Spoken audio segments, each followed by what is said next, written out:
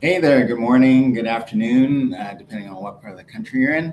My name is Gregory Skinner. I'm super happy to be here as always. If you're a regular at the Commercial Vehicle Business Summit, then you'll probably know me. If not, then you're about to get to know me, so looking forward to it. My presentation today, or what I'm going to talk to you about today, is this idea of thriving in what is quickly becoming a rapidly evolving commercial vehicle landscape. I'm calling it key connections, which is kind of the theme of the whole summit, connecting the dots. So the key here is how exactly are you going to connect those dots, those sort of disparate elements, and thrive in this landscape that seems to be upside down right now. Just telling you a little bit about myself. I'm a VP at Escalent. If you're a client of Escalent, you know what we do. If not, we're basically an analytics and advisory firm, formerly known as a research company. But what I do is very sort of specific within that realm. So I'm in the auto and mobility space, more specifically in commercial. And even though we deal with a lot of data and we deal with a lot of information, I'm on the side of the business that deals with people. So really, the way that I explain my role to anybody who asks me is I'm the guy who's out there talking to real people, doing real things, and getting real answers. And then guiding companies or helping them navigate through that commercial vehicle landscape. Because at the end of the day, the rubber hits the road, it's going to be people doing stuff, and that's what counts. So it's up to me to extract that information, or me and my team to extract that information, apply it in a way that makes sense, and then help businesses thrive because of that. Just some examples of the sorts of things I do so you know that I'm not blowing too much smoke. I just finished working on a hydrogen fuel cell tractor, so a Class 8. I work on things like loyalty programs for fleets and business, telematics. We're trying to understand how to optimize telematics to get fleets or keep fleets up and running effectively, but in a cost-effective way. Service and maintenance programs. The thing about what I do is I have really great oversight into all of the elements that go into the commercial vehicle space. So, like I mentioned, we're talking about products, we're talking about information, we're talking about technology, we're talking about people. I'll talk to fleet managers, transportation managers, I'll ride with drivers, I'll go and visit fleets. And that gives me really great oversight into what's going on, especially because I'm an intermediary between the fleets, the manufacturers and the producers of all of these different things. So I get a really good sense of what's going on in the business.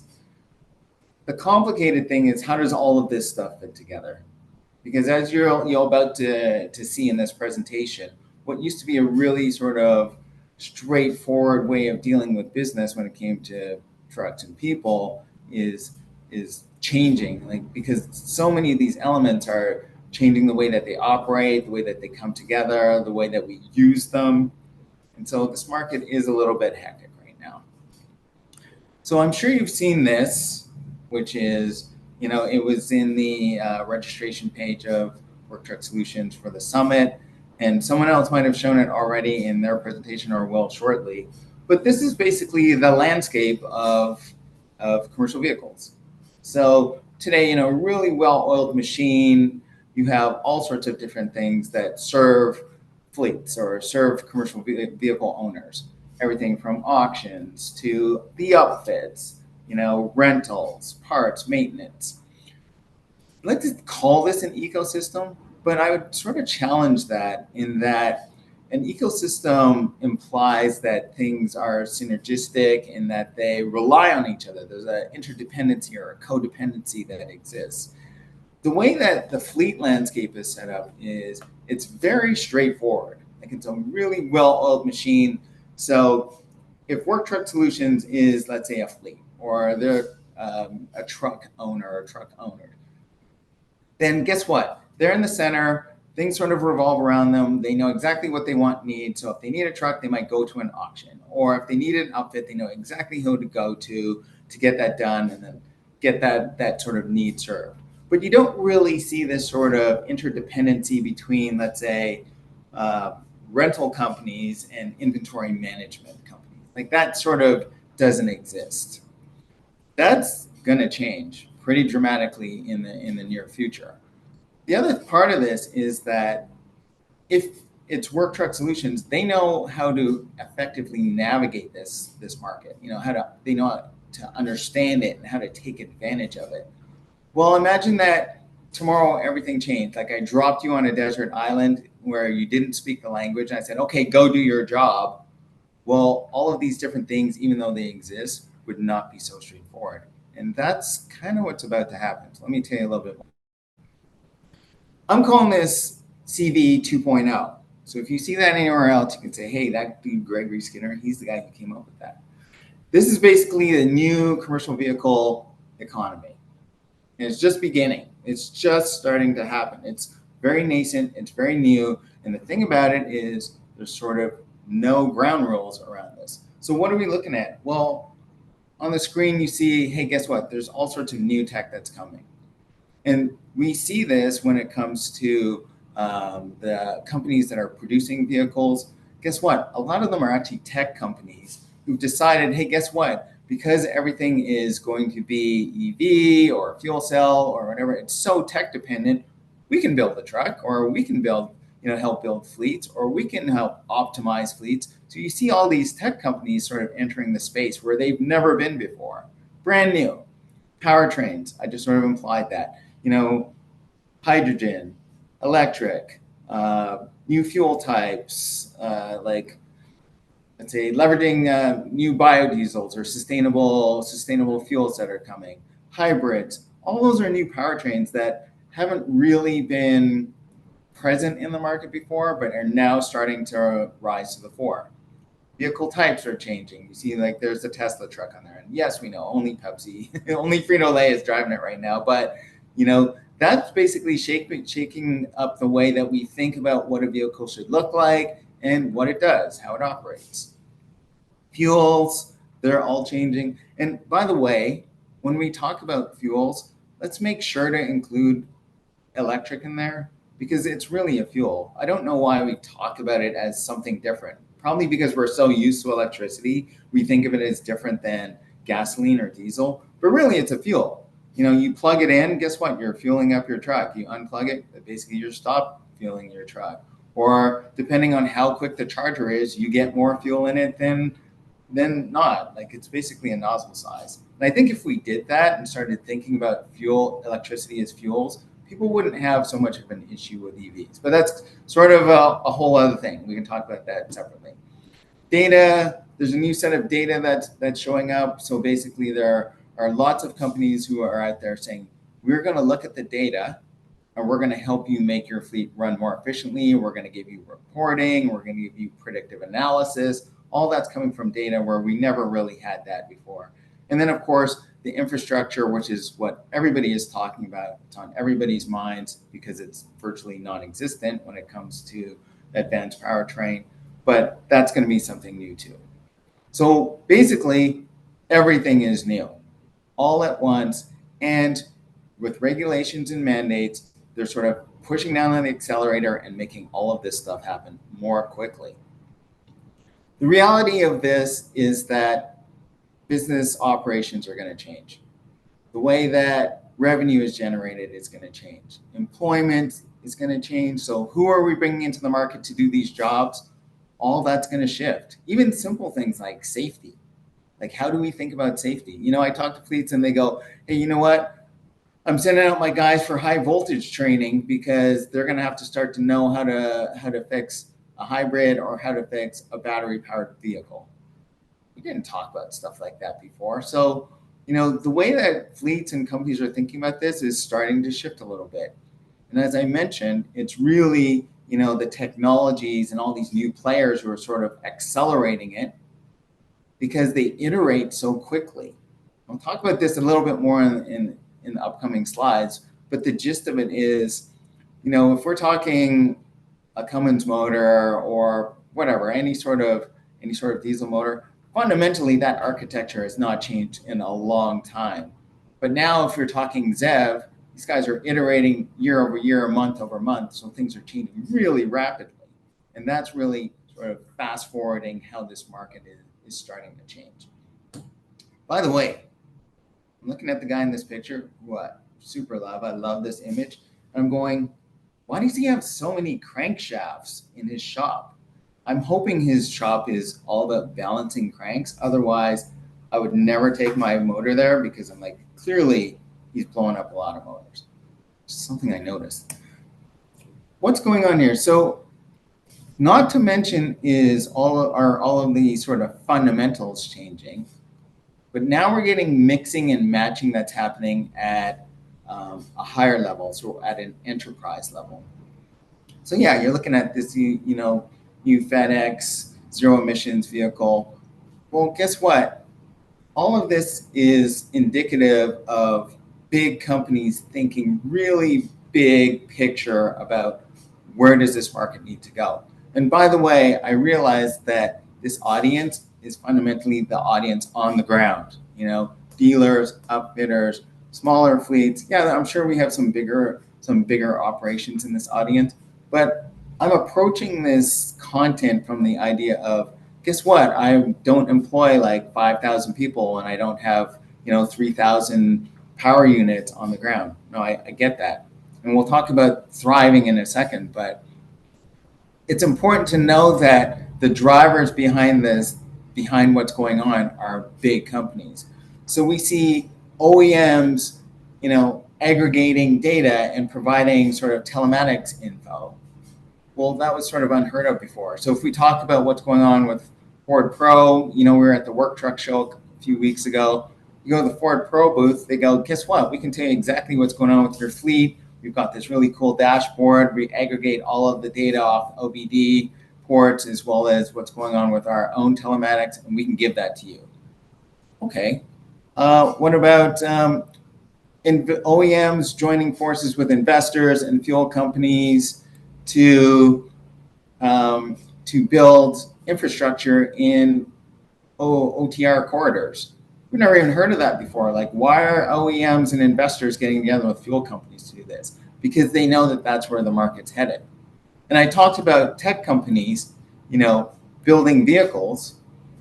Well, if you look at a lot of the new ZEV vehicles, that is exactly what's happening. Like, RE is a really good example of that, where you have a really smart tech company and they go, we can apply new ways of thinking to chassis and powertrain.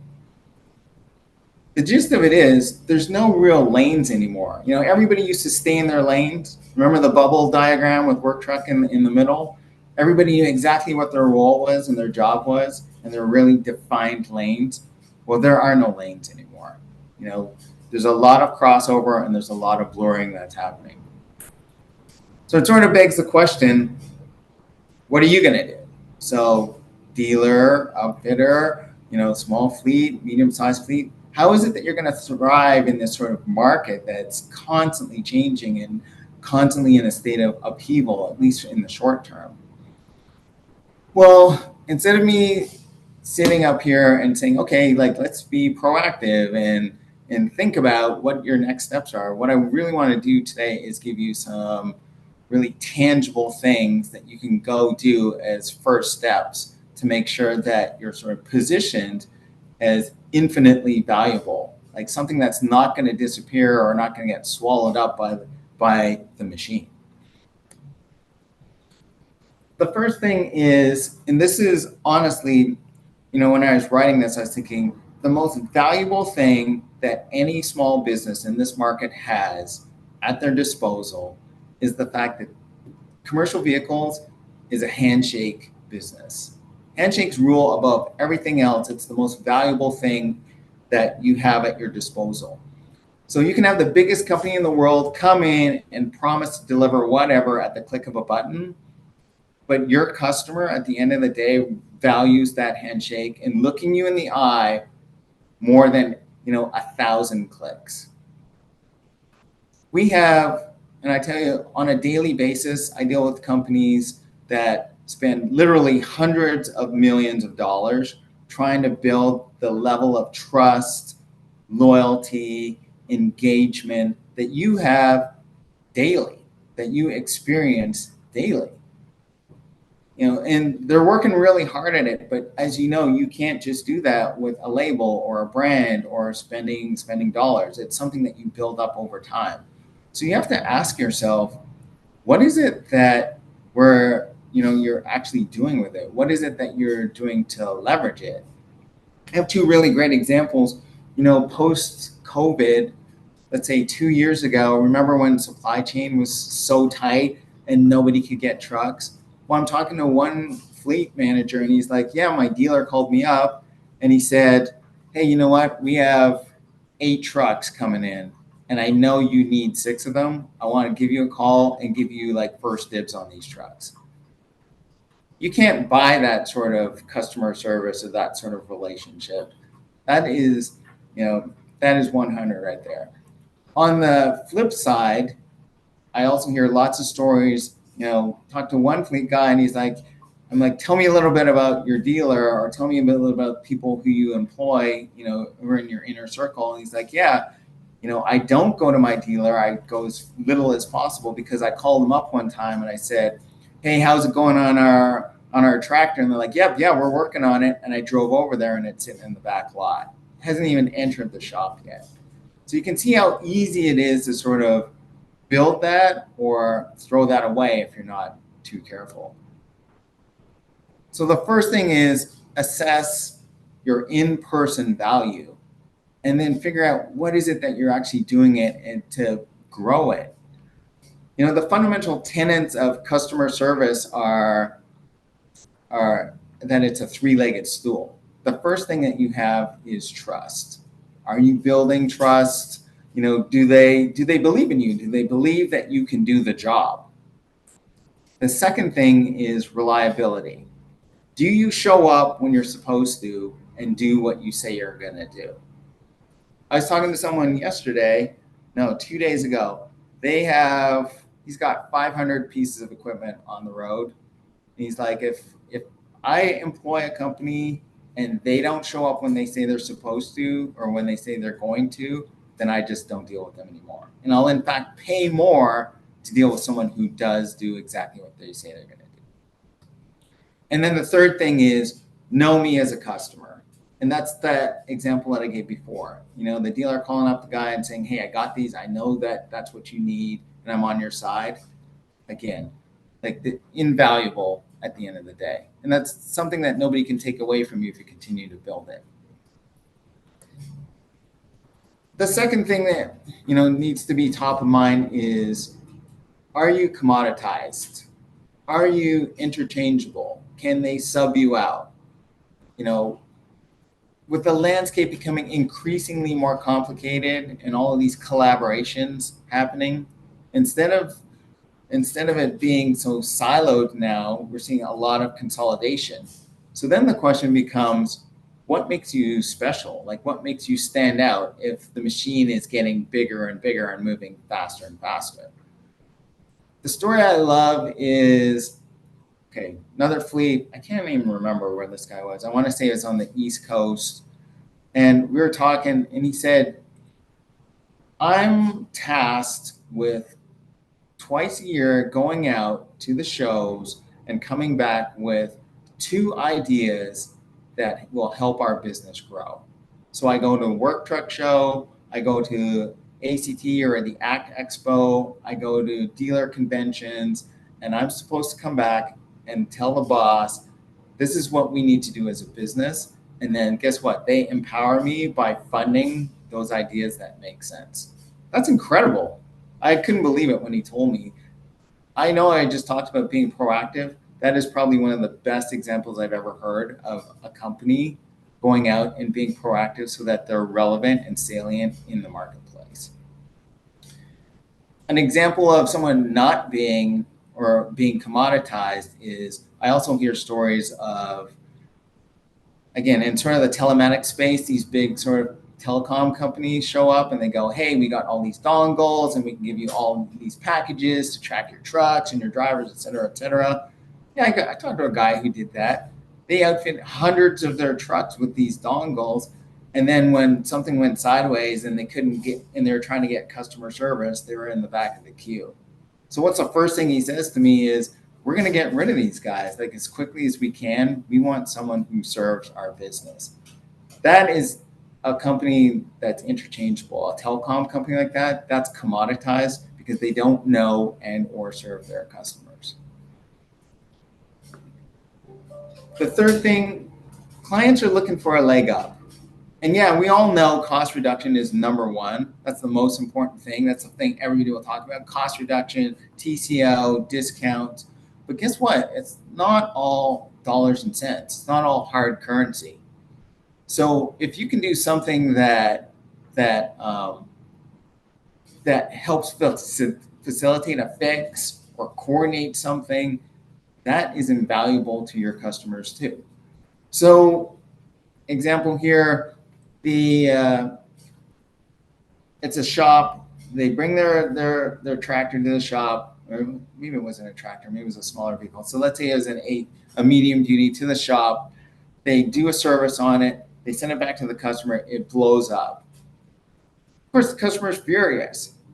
The shop does a tear down on the motor, and they find out, guess what? It wasn't our service that did it. It was like a big end bearing or something that went sideways and the motor blew.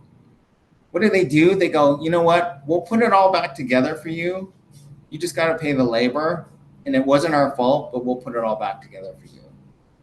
That's going the extra mile and giving a customer a leg up. But it could also be something as simple as, do you have EV charging ports at your location? Are you gathering your customers together and doing classes on, I don't know, let's say regulations or new technologies or things like that? Anything that can help them think better, faster, smarter is valuable. So at the end of the day, the key is up your deliverables. This one I've talked about before. I'm going to talk about it again. This is this idea on partnerships. A quick take on what's going on in the market is that all these companies are coming together to create these super large scale partnerships. So you'll get Daimler, NextEra, BlackRock, all coming together to create those infrastructure, like those large roadside facilities by the highway that can charge and service your vehicles. That's huge. That's really huge. It's a big deal, and there's a ton of money in it. That's why I also have, the government in there. We got PepsiCo in there. Like, everybody's throwing a ton of money at it. You have to think about, how are you going to combat that? Again, as a small or smaller businesses, small, medium-sized businesses, how do you deal with these huge machines? Well, partnerships don't necessarily mean mergers and company takeovers. In this case, it could be you aligning yourself with businesses that are complementary. So, I was talking to a pool service guy, and he was saying, we spread our money around. We send our money to, if we're doing PMs, we send it to one shop. If we're doing big services, we send it to another shop. Some cases we do it to the dealer because we want to keep all of the money within small businesses because we're a small business. But there's no reason why all of those shops cannot get together and create a small consortium so that they have their own partnerships. It's basically an informal alignment of complementary offerings. And again, super valuable because it gives your customer the benefit of, you can kind of go one-stop shopping instead of shopping around, because that's going to be the next big thing that hits this marketplace. Formalize your informal networks and create partnerships, and there's value in that. This last one is all about with just the market speed. So having a conversation with, actually was a data guy over at NTEA. We love, super great. We're having this conversation, we're talking about the regs and the mandates.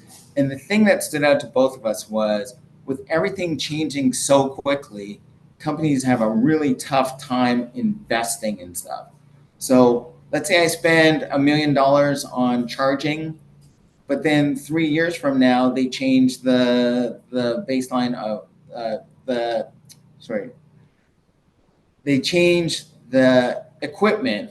So now the chargers that I have before are out of date. Well, why would I invest that money? This whole market is kind of like that. Things evolving super quickly, iterating super quickly. It's hard to get a beat on and it's hard for companies to invest in that. But you as a vendor or you as a supplier to this market also need to realize that and be able to pivot really quickly. You need to be able to pivot on a dime too to make sure that you're changing with the market. So if I'm talking to some guy and he's saying, hey, you know what? I send my techs out so that they're up to speed on high voltage. Well, they're in a really great position in case high voltage changes. You have to be at that point and educated and then willing to shift as the market shifts too.